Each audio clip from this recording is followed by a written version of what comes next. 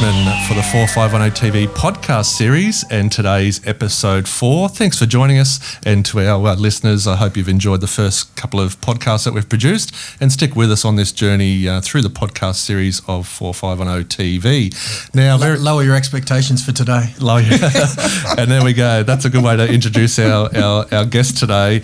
On today's episode, we want to bring you marketing in the year 2020. So marketing yourself, marketing your business, and what that landscape looks like to improve clientele and attract people to your business if you are locally here in business. But our guest today, the real estate millionaire maker, world famous Glenn TWIDDLE.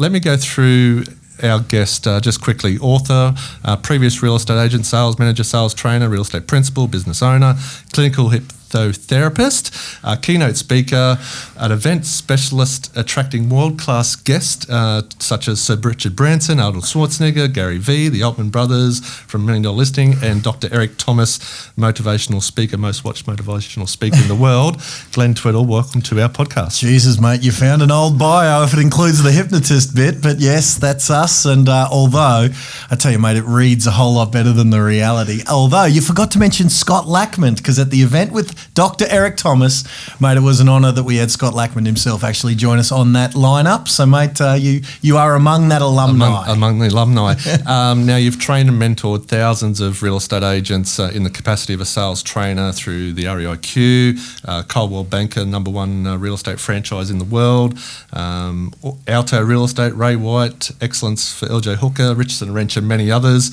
and all those various training services, sales products, the ability to lead and capture the imagination of people that you work with, and training an ideal addition to develop themselves and their businesses purely through marketing. And now you're also becoming a social media expert in the world of Facebook. So the marketing guru, I've talked you up. I can't wait to hear what I've got to say now. Let's talk about all thing marketing. And although you're in the real estate space traditionally at the moment, I think there's some real takeaways for people to listen to this episode about marketing in general. So I've said who Glenn TWIDDLE is. Do you want to add anything? Mate, just that I suppose the real estate space has just been the niche with which I've applied these skills, because by necessity, the way I was taught was horrible. Right? It was just horrible. I mean, if any business owners are watching, you know, it's like if there's ever a client-centric person watching this, they are taught to prospect by just, you know, going out and making cold calls and doing all this painful stuff, and I couldn't deal with it. So I had to become a marketing guy because, you know, this whole, our numbers were this, our KPIs were we had to speak to 400 people a week, and I couldn't do it. So I'd pull up stumps at about 150 connects, spoken tos per week. 147 of those were telling me to pee off or F off or, you know, in some way, shape or form telling me to go away, to get 3 maybes and maybe 1 potential piece of business. And I just couldn't handle 99% of the time me being told to sod off. So I needed to find a way to get those 3 maybes to call me. And it's almost, it's a weird thing to be celebrating, but me being a bit of a sookie la-la who couldn't handle rejection resulted in me traveling the world and investing every penny I had and a whole bunch of pennies that I didn't have in order to find out how to get those maybes to call me without having the no's annoying me with rejection. You know? So for businesses locally, and for us real estate, it was a matter of picking up the phone and dialing hundreds of hours and finally getting a breakthrough.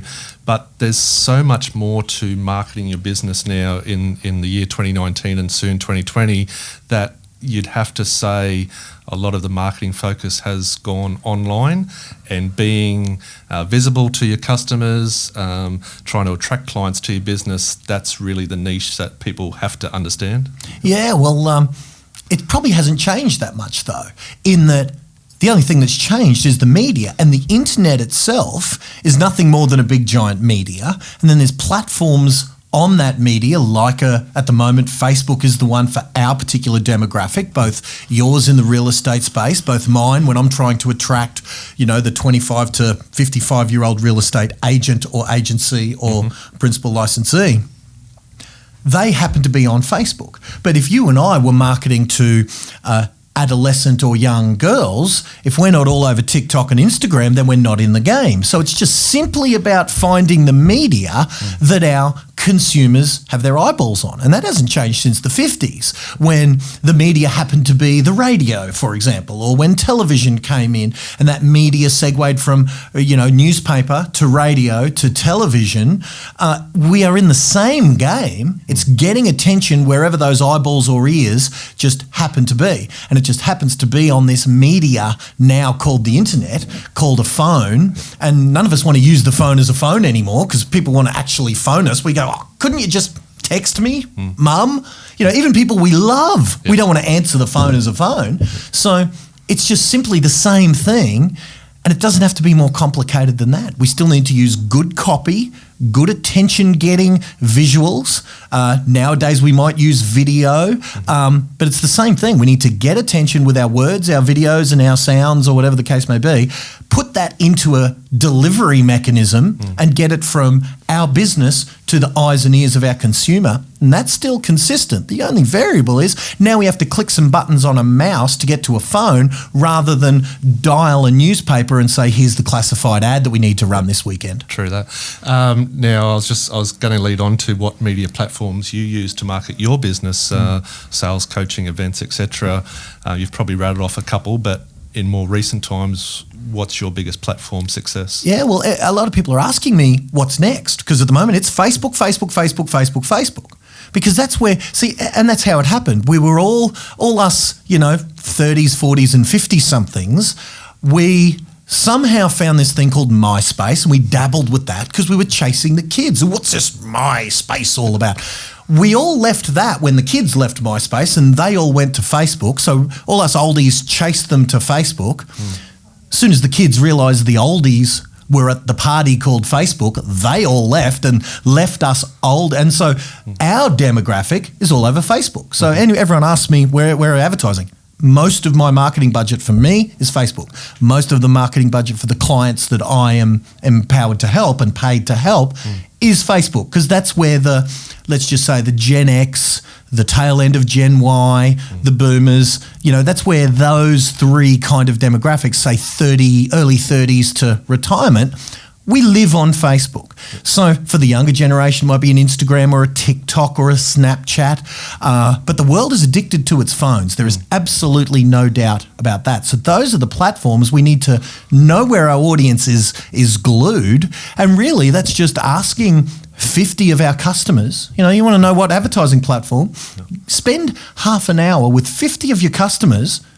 Ask them, and they'll tell you real quick which one they spend all their time on. Where they look, or where are they looking? Yeah. But for so many businesses, if you just start on Facebook, hard to make an argument against it, because even if your age is skewing a bit younger, you can tell Facebook to only advertise to those 18 to 24-year-olds or whatever the case may be. Yeah. So it's hard to make a case against old Facebook. Yeah. And you'd think I'm getting paid by them. They've annoyed me more than anything by, their constant changing in the rules and constant not abiding by their own rules. Literally on the last weekend, I got scammed by a fake Gary V account. You mentioned my friend Gary Vaynerchuk. I got scammed by an unbelievable offer that was a combination of Gary V, Grant Cardone and Ty Lopez. Turns out it wasn't. It was just a total scam. Wow. I opted in for $1 introductory offer with $1.50 upsell.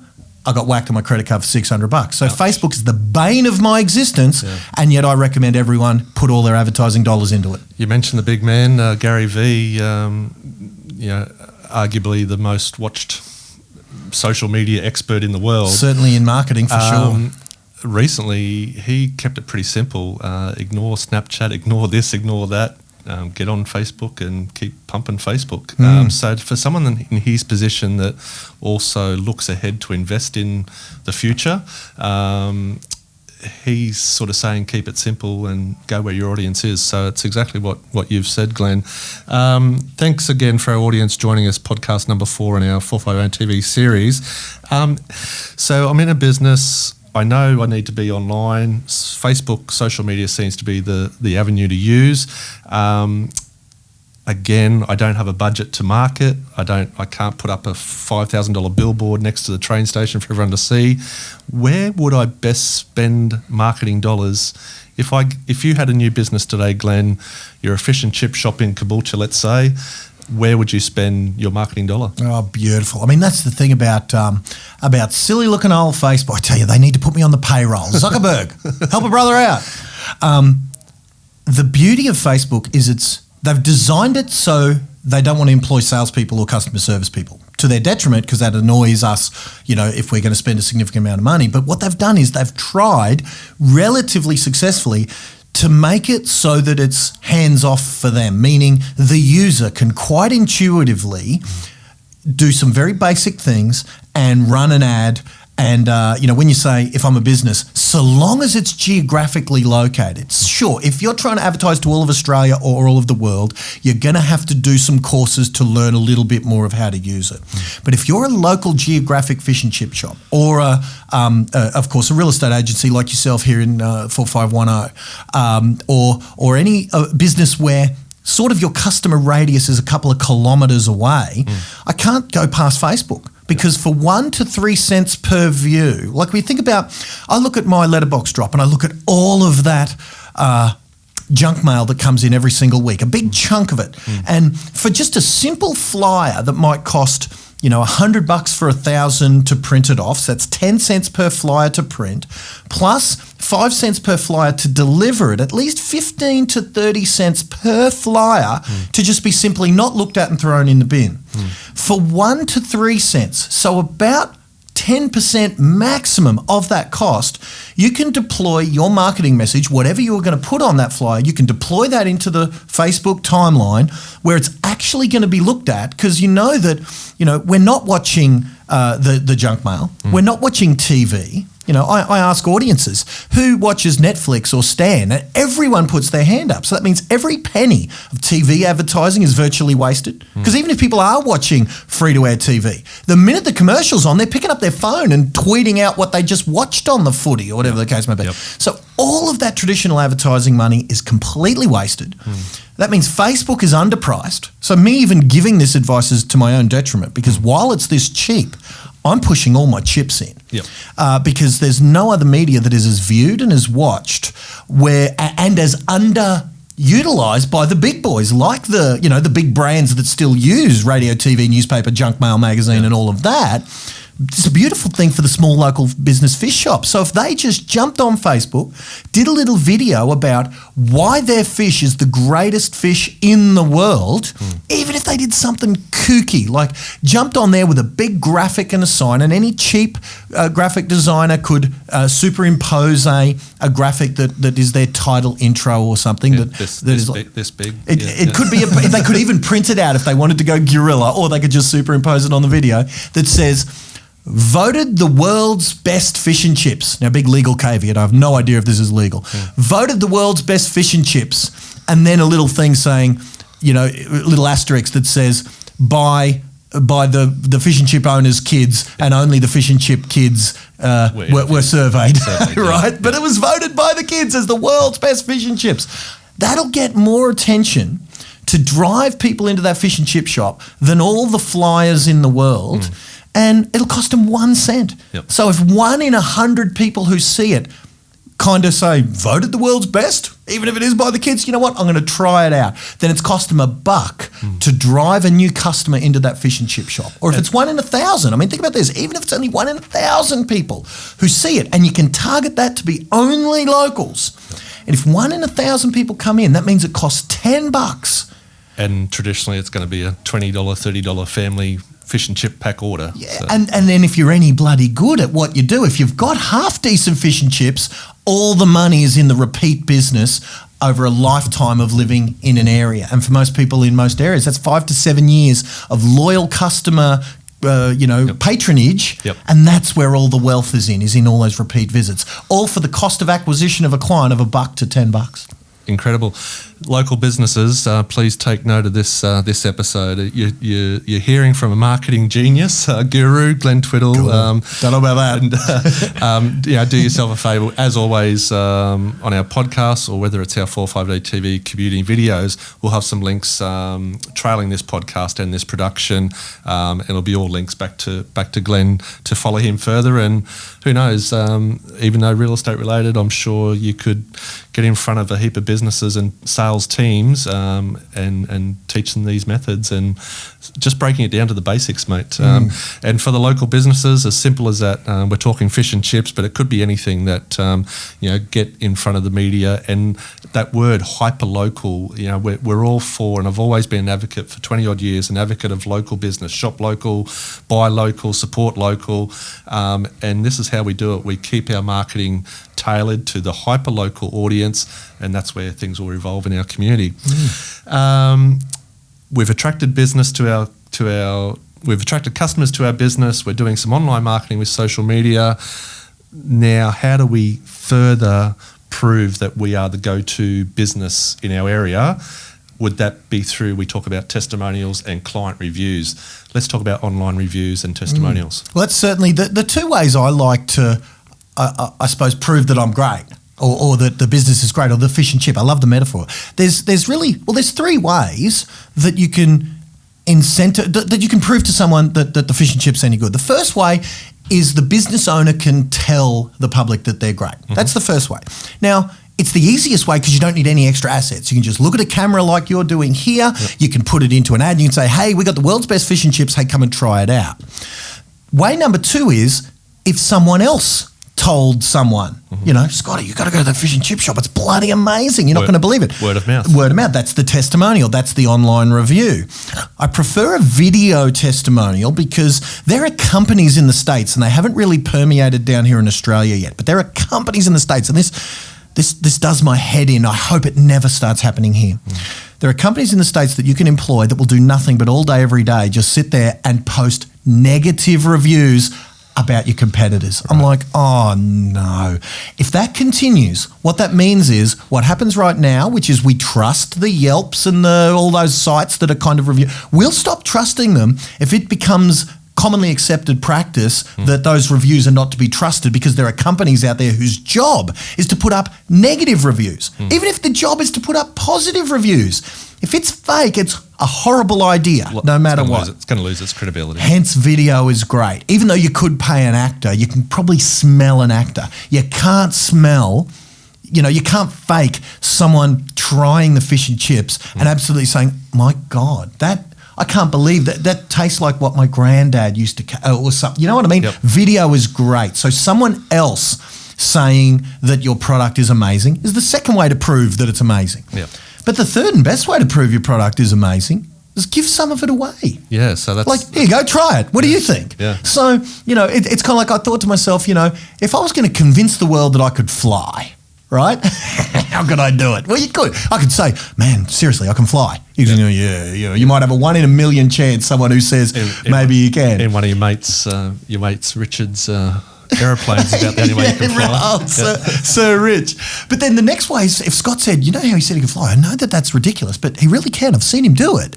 Well, you might convince 10 people, but the best way I'll do it is start flying around the room. Yep. Right? Yep. Prove it. Show them. And the best way you can show them is whatever it is that you do. For me, come and let me do a speech for your company, and I won't charge you a penny.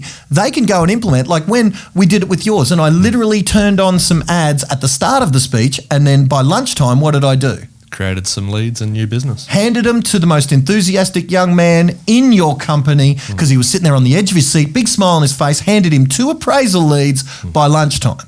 So prove that you can do. Give away the fish and chips. If you're any good at your hairdressing or fish and chips or whatever, because think about it, hairdressing is a good one because, not that I would know, but I understand that when you find a hairdresser that you really trust, I'm guessing it takes, and I'm looking at our part of our production team right here, you trust your hairdresser, right? And to get you away from your hairdresser, if I offered you a 5% discount, there is no way you're going anywhere, right?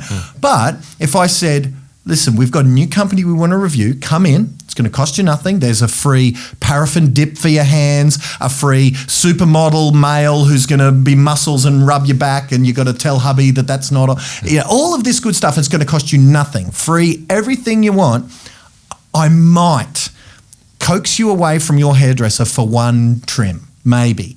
And only if it's amazing might you come and try that again, perhaps. But think about that. If you are able to coax and seduce someone away from that customer, it's $100 every 6 weeks for the next 5 years. Yep. Is it worth giving away that first one? Well, if you're any good, here's the way to go broke. Be rubbish at what you do and give away the first one. Then you're going to go broke real fast. Good. You may as well get out of business fast. Yep. So give it away and find out if you're any good. Yep. You know? And there it is. That's another takeaway for our listeners. How do we, and just for people watching the video, because we're doing podcast as well as I feel video all Joe Rogan-y here, man, I tell you. So we're on two lots of media, and this is the importance. It's one of your lessons that I've learnt over the 10 years or so I've been following your lessons, Glenn, and implementing in our business. But we're trying to be on all platforms possible, because if someone can't see us on Facebook, they'll see us on a video, they'll see us on a podcast. That's why we've introduced this new series to 450 TV.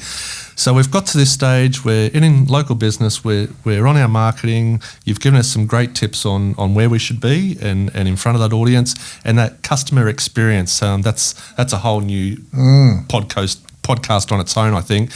People in the future talking about CX, a customer experience. But you've just suggested the best way to promote and highlight or amplify that customer experience is the testimonial video that, yes, I went to Fish and Chips on King and it was the greatest that I've tasted, and I'm happy to put it on record, blah, blah, blah. And it's best if you can get some genuine emotion in there, then that's undeniable. Yeah. Now hard to kind of get a genuine emotional connection about a fish and chip shop, but maybe out of every 20, one will be so good. There's one fish and chip shop in particular opened up near my place, and I got the Works Burger because everything on the menu, I'll try the Works Burger. That's a good test for a new shop, right? Well, it was the Works Burger. When you eat a hamburger and it's dripping and there's beetroot and that's a decent burger when it's dripping and making a mess all over me. Like, not a real good first date dinner, but I'd be more than happy to get another one of those Works Burgers, stand in front of old mate's shop and go, this is a Works Burger. Yeah. So, but even the way you just described that then, you were all visceral emotion. And you were telling the story. That's better than all the McDonald's photos that you could take, where it's looking all pristine, So no, that's what you want, mate. We're moving along, so we like to try to keep our podcast within that 30-minute range. God, we're in trouble. We might have to break into 2 episodes. How are you staying ahead of your competition now? When I say competition, in your space as a trainer, educator, marketing guru, you put on events, etc. How is Glenn Twiddle staying ahead of the competition? Well, in many areas and in many businesses, the good news for us, certainly for me, definitely for you, you know what, only in a local level is this true for me. It's absolutely true for you. But Justin Herald, he's a guy who I did an interview like this with many, many years ago, and he said to me that the biggest asset, talking about my clients had, meaning real estate agents, the biggest asset they've got is the mediocrity of their competitors. So now I don't consider my competitors mediocre because in many cases I learned from them. But the good news for me is I don't have very many competitors locally here in Australia. A lot of the people who kind of I've learned from are overseas. Now in the real estate space, I learned from some amazing mentors here in Australia. But I don't teach kind of what they do, because what they do really, really well. And folks like yourself have gone to those competitors. So the way that I stay ahead is I benchmark what everyone else is doing. And this is what I recommend for our clients to do. I did a secret shop of real estate agents in order to help my clients benchmark the level of skill, service, and customer experience that my clients were up against. And now that we've got the benchmark, when we found that those benchmarks were actually quite poor, I didn't have to help Scott get to be terribly amazing, even though you've gone above and beyond or whatever, but it doesn't take a whole lot to be head and shoulders above your competitors. So what I would say is benchmark what you're up against, figure out how to make yourself 10 times better or at least double as good as anyone that you're at, and then tell that story 10 times more often. Yep. So the two things are, you've got to be there first. So that means you've got to be a better marketer of what it is that you do than you are at doing it. Because when do we find out that amazing burger that's dripping down our hands is amazing? It's after we've bought it. Yep. So that means you've got to be better at driving me into the fish shop than you are at performing the service. But once I'm in there, it needs to live up to the story, the promise. So you need to have both. And recently, like you're doing a million things at once, mate. And thank you for your time here in Caboolture. You've flown in from Tasmania, South Australia, Northern Territory on Friday. I watch where your frequent flyer points are out of control. But let's get back to Caboolture. And what I was going to say is one of your podcasts at the moment, you're interviewing, and I think today as well, with Jeff Jowett, and you're talking about mindset and health and well-being outside of the business space, which is a topic again all on its own. Last week's podcast, you talk about comparison, and when I say what do you do to stay ahead of your competitors, I want to be very clear. We're not talking about comparing ourselves with our competitors, because when we start to do that, it's a rabbit run or a mouse on a roller cage chasing nothing. The substance of that podcast was don't compare. You've said it perfectly. Benchmark what you're currently doing, and if that's what everyone's doing at the moment, what are we going to do that's better than that? So we're not comparing our results, we're not comparing our income, we're just comparing how can we do it better than them. Yeah, that's a tough one, because you're right about that, is that my man Jeff, and I'm still a work in progress of this. When I spoke to Jeff last time, you've got to beware benchmarking from a customer experience perspective so that you can design your customer experience services so that they're head and shoulders above your competitors, with constantly watching them and having your eyes sideways rather than, Jeff calls it scoreboard watching. So no basketball player is going to sit there watching the scoreboard and be the greatest of all time. And so, one of my friends and clients, Adam Gould, he went from outside of the top 10 into the number one spot in Remax, one of the biggest companies in the world. And he was recently getting some awards. He was at the awards, and he was sitting there watching the top 5 going, oh, wow, it's pretty good. When he got to number 2, he thought, wow, whoever got number 1's really kicked butt, because he's, he or she, whoever that is, and he didn't even think he was in the top 5. Wow. And then his name was announced at number 1. So that's how little he was watching the scoreboard. He didn't even know that number 1 spot that he was sitting there in his own mind going, wow, they must be done great, was him. Right. So that's the thing, is once and he is absolutely set the benchmarks of customer service, and that's what we did. I'd go to his office, we'd figure out where his competitors are, and then once we've got a plan, we're just all in on execution of that plan without sitting there sideways glancing at our competitors. We need to know what they're up against, but at least once we've done that, what Jeff says is, make a plan and set your goals. And then once those goals are set and you've got a plan in place, detach from those goals and focus on exactly moving forward and playing the ball in front of us, so to speak. And Jeff's a great guy for me to keep that attitude in place, because it's not natural for me. A lot of this stuff isn't natural for me. Particularly, I followed that podcast in particular, and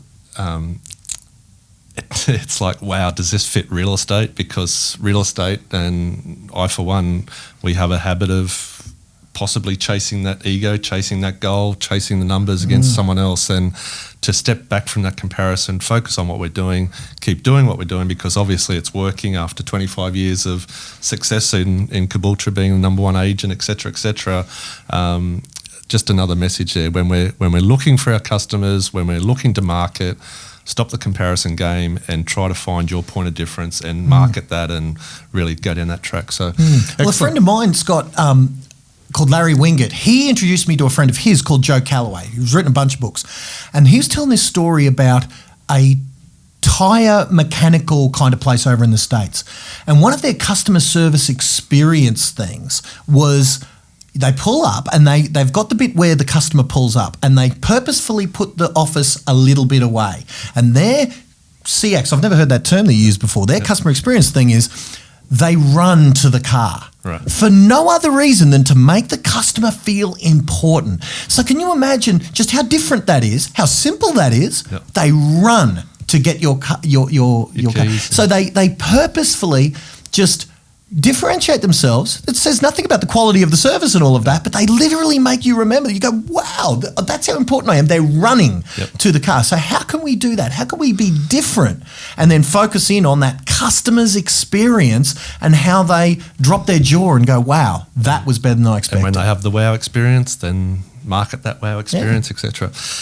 Mate, we'll wrap it up shortly. Now, if you're interested and you like the cut of Glenn's jib, let's say that. I've told you how good he is and world famous for marketing and the association of world famous people that you've attracted into your business. Let's look, and I was going to say the pun and the joke, 2020 vision. We've only said it once.